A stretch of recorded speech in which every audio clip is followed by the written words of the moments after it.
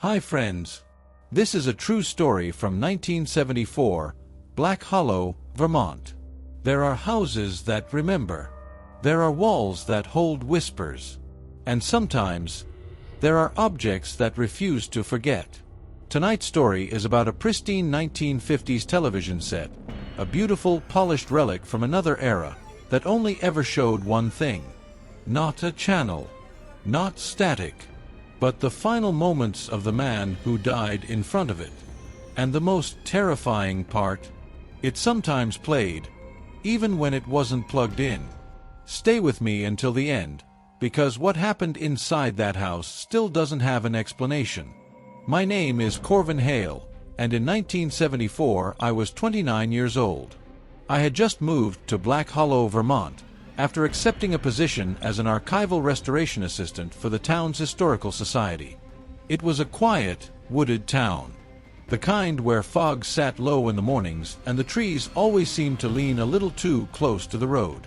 I rented a narrow two-story house on Briar Lantern Road. It was cheap. Too cheap, honestly. The landlord, a sharp-faced man named Alistair Vexley, didn't ask for references. He didn't show me around. He just handed me the key and said, "If you hear electrical noises at night, the wiring's old. Don't panic." At the time, that sounded normal. The house smelled faintly of varnish and something metallic. Not strong, just enough to notice if you stood still. The living room still had old furnishings from the previous owner. A velvet armchair. A heavy oak cabinet. And in the far corner, angled toward the center of the room, stood the television. It was a flawless 1950s Zenith console model. Rounded screen. Glossy walnut frame. Chrome knobs untouched by rust. It looked almost new, which didn't make sense, because everything else in that house looked abandoned. I asked Vexley about it before he left. He paused. Then he said, "That belonged to the last tenant. If it works, you can keep it." I asked what happened to the last tenant. He took a second too long to answer. "Accident," he said. "Heart failure." Then he walked away. That first night, I didn't turn the television on. I was too busy unpacking books and stacking old file boxes for work.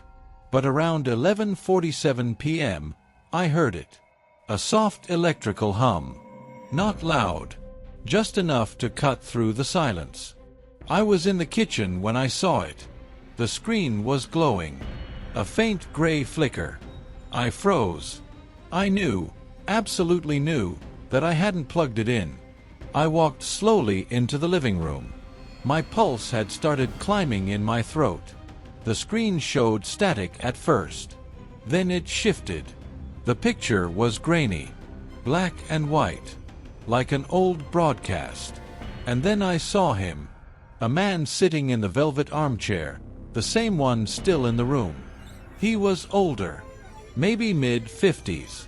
Thin face, deep-set eyes, wearing a cardigan. He was staring at something off-screen. Then the picture looped. 5 seconds. That was it. Just him sitting there, staring. Then static. Then again. I stepped closer. The air around the television felt cold. Unnaturally cold. And then, on the fourth loop, something changed. The man's chest tightened. His hand clutched his collar. He gasped. His body jerked violently, like something had shocked him. Then he fell sideways out of the chair. The camera didn't move. It just showed the empty chair. Static. Loop again. But this time, when it replayed, I noticed something that made my knees go weak. The man wasn't looking at something off-screen. He was looking directly at me. No, not at me. At whoever was standing exactly where I was standing now. The loop ended. The screen went black. The hum stopped. I rushed behind the television. The power cord wasn't connected to anything. It was coiled neatly against the baseboard. I didn't sleep that night. The next morning, I went to the Historical Society archives. That's where I met Rowena Blythe, a 62-year-old records keeper who knew everything about everyone in Black Hollow. I casually asked about the previous tenant of Briar Lantern Road. She stopped sorting papers. "You're staying in the Gresham house?" she asked quietly. I nodded. She adjusted her glasses. The last owner was named Mortimer Cale Draven. He died in 1968. I asked how. She didn't answer immediately. Then she said something that made my stomach turn. "He collapsed in his living room. Neighbors said the television was on, playing nothing but snow." I didn't tell her what I saw. Not yet. That night, I did something I probably shouldn't have done. I waited. At exactly 11:47 p.m., the hum started again. And this time, the man didn't just fall. He screamed. The scream wasn't long.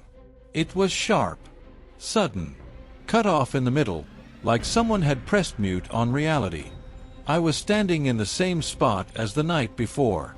The room was darker this time. I hadn't turned any lights on. I wanted to see it clearly. The screen flickered violently before the image stabilized. There was Mortimer Cale Draven again. Same cardigan. Same armchair. But this time his breathing was visible. His chest rising too fast. His eyes were wide, wider than they should be. He wasn't just staring anymore. He was afraid. He leaned forward slightly, as if he could see something in front of him. And then he whispered something. The audio was distorted, but I could make out 2 words. "Behind you." My entire body locked. I did not turn around. The image glitched, and suddenly Mortimer's face twisted in pain. His hand gripped his chest again. His body convulsed, but this time it wasn't just physical pain. It looked like something invisible had grabbed him. His head snapped sideways unnaturally. His mouth opened too wide. And then he screamed. That was the part that hadn't been there before. The scream ended in a choking sound. He collapsed. The camera stayed still. But this time, just before the static returned, something else appeared. A shadow. Tall. Standing where I was standing now. It wasn't detailed. Just a darker shape against the gray background. But it was positioned exactly where I was in the room. The screen went black. Silence. My heartbeat was so loud I could hear it in my ears. Slowly, I turned around. Nothing. Just the empty hallway behind me. But the temperature had dropped again. I grabbed a flashlight and crouched behind the television. The cord was still unplugged. There was no battery pack. No wiring connected. Nothing. The back panel screws were rusted shut, like they hadn't been touched in decades. The next morning, I skipped work.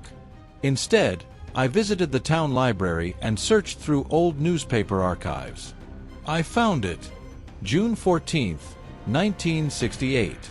Headline: Local resident found deceased in Briar Lantern home. There was a small photograph attached. It was Mortimer. Same cardigan. Same hollow eyes. The article mentioned something odd.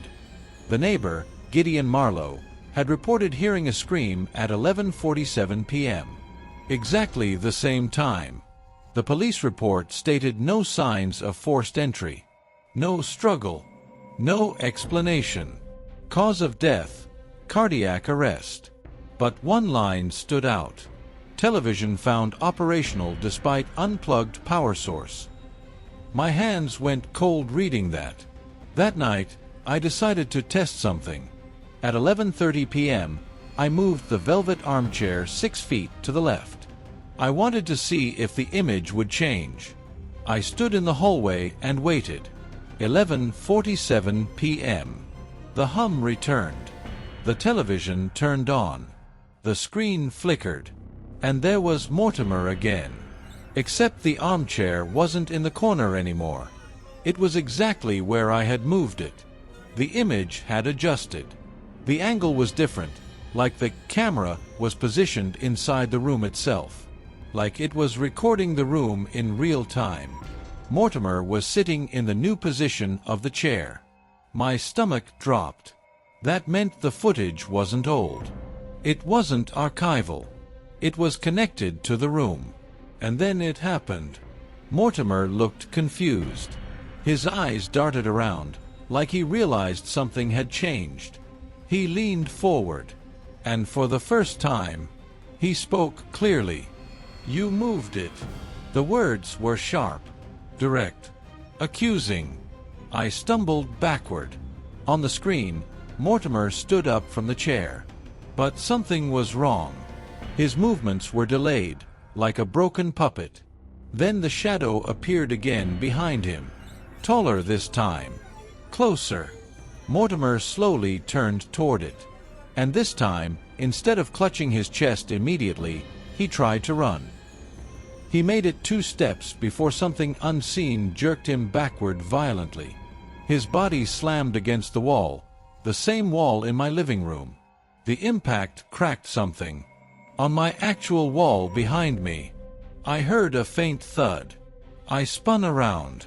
There was a thin line forming in the paint, like a hairline fracture spreading outward. I looked back at the television. Mortimer was on the floor, gasping.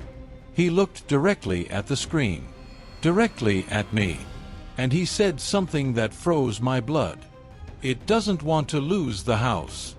Static. Black screen. The hum faded. I stood there in silence. Then I did something I hadn't done yet. I unplugged the television from the wall, even though it wasn't plugged in. I picked up the cord and cut it with a kitchen knife. The following night at 11:47 p.m., the television still turned on. But this time, Mortimer wasn't alone. And neither was I. The next night, I didn't wait in the living room. I stood outside the house. It was 11:45 p.m. Cold Vermont air. Fog sliding through the trees. The windows of Briar Lantern Road were dark, except mine. At exactly 11:47 p.m., the living room window flickered.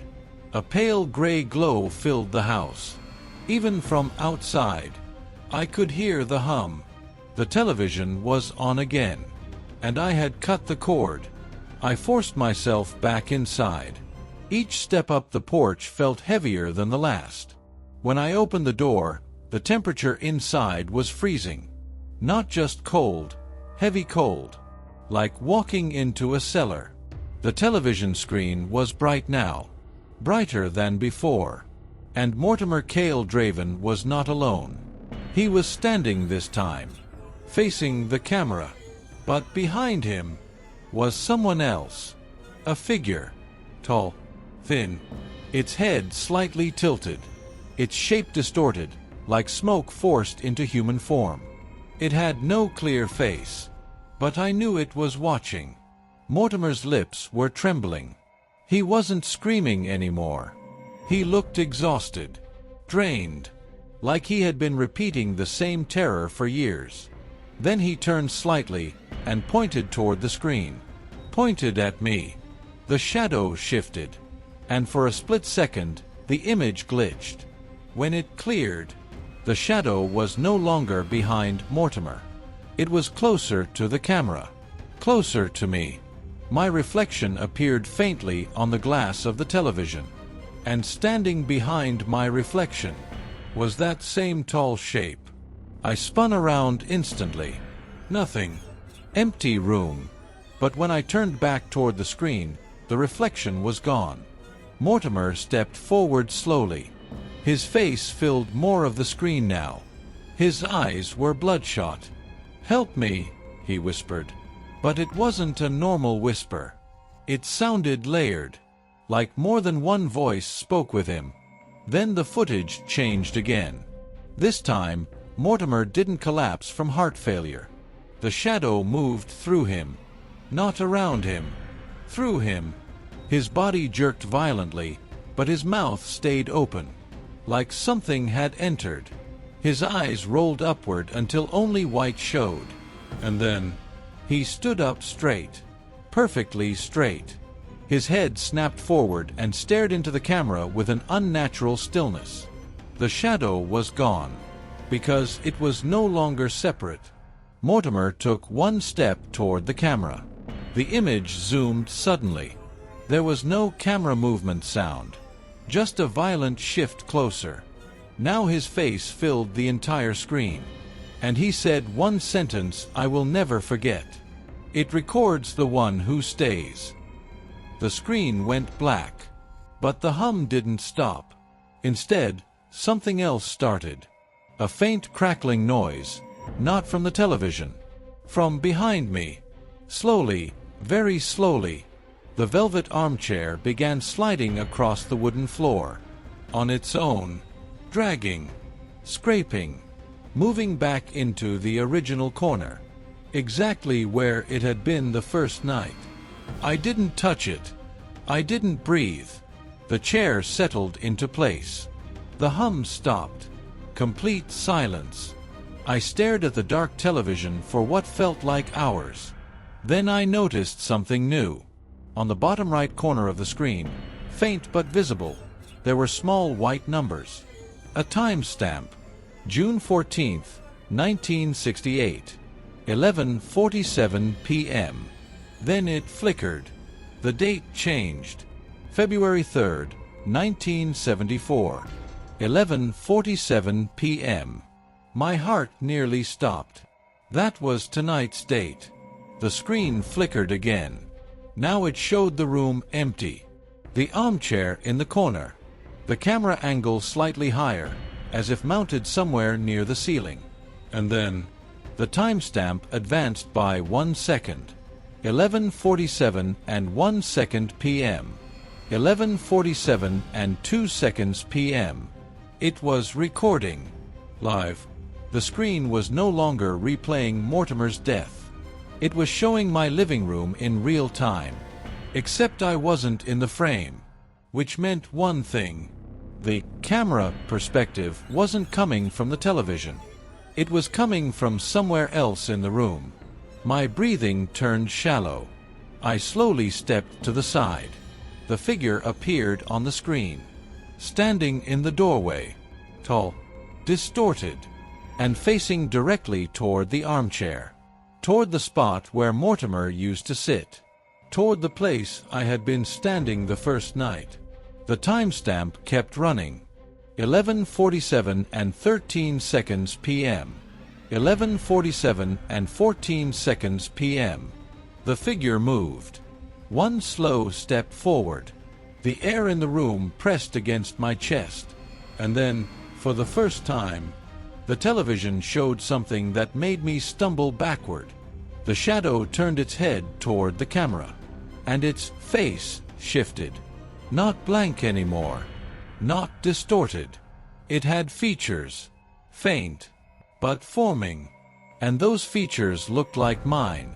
The hum rose suddenly, loud enough to vibrate the glass windows. The screen cracked down the center. A thin fracture line splitting Mortimer's old world and mine. Then everything went dark. No glow. No hum. Just silence. But in the quiet, from the corner of the room, I heard breathing. Not mine. Slow. Patient. Waiting. The breathing didn't echo. It didn't move. It just stayed in one place, near the armchair.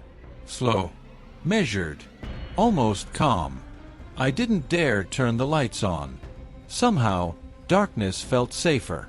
As long as I couldn't see it clearly, maybe it couldn't fully see me. But that thought didn't last long.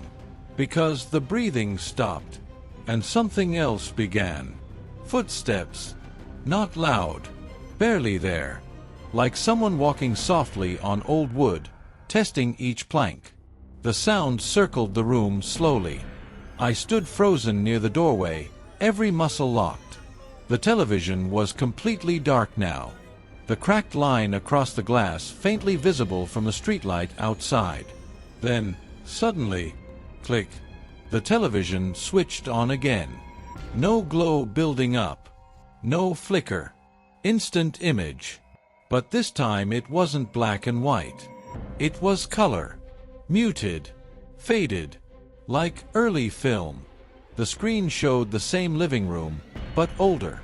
The wallpaper was different. The paint wasn't peeling. The wood looked new. And sitting in the armchair was Mortimer. Alive. Younger than before. Maybe early 40s. He wasn't afraid. He was smiling. Softly.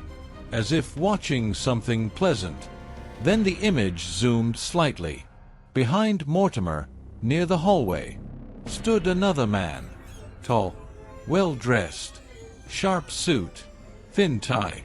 His face was unfamiliar. But his posture was confident. Dominant. He stepped forward and placed a hand on Mortimer's shoulder. Mortimer's smile faded. The screen flickered. The suited man leaned down, whispering something into Mortimer's ear. And even though I couldn't hear the audio clearly, the words appeared faintly across the bottom of the screen. You agreed to stay. The image jumped forward abruptly. Mortimer looked older now. Tired. Hollow. The suited man was gone. In his place stood the shadow. The same tall distortion. And the armchair had been moved into the exact corner where it now sat in my house. The screen glitched violently. The timestamp appeared again. June 14th, 1968. 11:46 p.m. 1 minute before his recorded death. Mortimer stood up from the chair. But this time, instead of fear, there was understanding in his eyes. Acceptance. He walked toward the camera and spoke clearly. It feeds on presence, not fear. The footage flickered again. Now the suited man reappeared, but distorted, stretching unnaturally tall, his features bending into shadow. His smile was wrong. Too wide. He faced directly toward the camera. Toward me. And spoke. One leaves. One replaces. The screen went black. The room fell silent again. My head was spinning. It wasn't just replaying trauma. It wasn't just recording death. It was something else. A cycle. A replacement. Mortimer hadn't just died of heart failure. He had taken someone's place. And now the house needed another. The temperature dropped sharply. I could see my breath in the air. The cracked television screen flickered faintly, but it didn't turn on. Instead, something moved in the reflection. Behind me. I didn't want to turn around. But slowly, I did. The armchair was no longer empty. Someone was sitting in it. The shape was solid now. No longer smoke-like. A tall man, wearing an old-fashioned suit, thin tie, polished shoes. His face was partially in shadow, but I could see the curve of a smile. He was watching me, calmly, like he had been waiting years for this moment. Corvin, he said softly. My name echoed strangely in the room. You've been here long enough. I backed toward the door. How do you know my name? He tilted his head slightly. The house learns its occupant. My mind raced. If I leave... He smiled wider. You may. A pause. But the television will still play. He slowly stood from the chair. He was taller than I expected. Unnaturally straight. If no one stays, he continued quietly, the loop breaks. And when loops break, things spread. The word spread hung in the air heavily. And if I stay? I asked. He stepped closer. The floorboards didn't creak beneath his weight. You take the seat. The cracked television screen suddenly lit up again. Now it showed the armchair. Empty. Timestamp. February 3rd, 1974. 11:46 p.m. The suited man glanced toward the screen. 1 minute, he said. The breathing returned. But this time, it was coming from the television itself. The timestamp on the screen read, February 3rd, 1974, 11:46 and 12 seconds p.m. 48 seconds. That's all I had left before 11:47. The suited man stood between me and the front door. Not aggressively, not threateningly, patient, like someone waiting for paperwork to finalize. The television volume slowly increased. A low, distorted humming sound filled the room. The cracked line across the screen widened slightly, spreading like a fracture in ice. "You don't understand," I said. My voice shook despite myself. "I never agreed to anything." The man smiled faintly. "You moved in." The screen flickered again. Now it showed me, standing exactly where I was. Same clothes. Same expression. The angle was slightly above eye level, which meant one thing. Whatever perspective the television used, it wasn't human. The timestamp advanced. 11:46 and 38 seconds p.m. On the screen, I saw something I didn't feel in my own body. A dark shape began forming behind me. Tall, leaning forward. The suited man in front of me faded slightly around the edges, becoming thinner, less solid. His outline blurred like heat distortion. "It requires continuity," he said calmly. "It cannot remain without presence." "Presence of what?" I demanded. His smile slowly disappeared. "Witness." The word hit me harder than anything else. This thing didn't feed on fear. It fed on someone being there to see it, to observe, to stay. The television image zoomed closer to my back. The shadow on the screen stretched upward and then lowered its head, as if listening to my breathing. The real room behind me felt heavier, colder, but I forced myself not to turn around. The timestamp reached 11:46 and 55 seconds p.m. 15 seconds. The suited man's face began to change. His features softened, wrinkled, shifted, and for a horrifying second, I saw Mortimer's face overlapping his own.